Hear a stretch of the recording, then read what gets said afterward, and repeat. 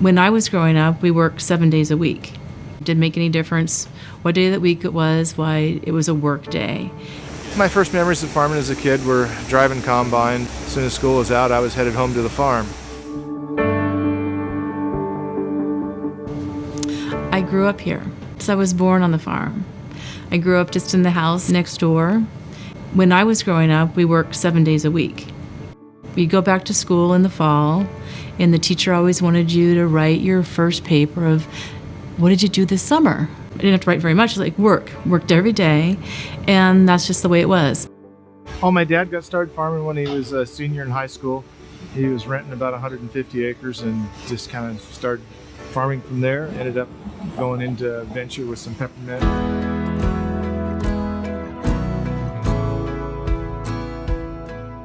The reason it's such an honor for us to work with the Linné family is because they take such pride in what they do.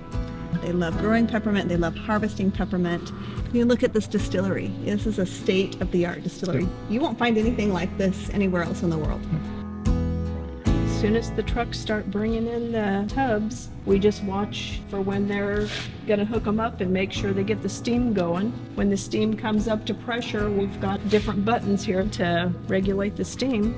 And it's just a lot of pacing back and forth in here, watching 16 different bays and making sure it happens right. This year we're harvesting 520 acres of peppermint, and we're going to plan on doing that at 8.5 days. We're cooking right now about 102 to 103 tubs a day. The Willamette Valley tends to have a more oil that's more sought after than other places in the United States or around the world. And a lot of it just has to do with the climatic conditions here. When the plant starts to bloom, the quality of the oil starts to change. We don't want to end up with oil that's not of the consistency that the consumer wants. Although we could get more oil by letting the plant get more mature, there's a certain time in there when we have the best quality for the maturity.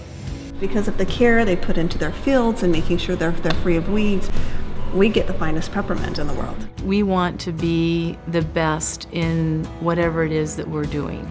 So I love it when the wellness advocates come to visit our mint still. It's such a emotional experience to me to be able to talk about something that we are so passionate about, to see the impact of our efforts, of our hard work, through the stories that are then told to us. I know it means a lot to them.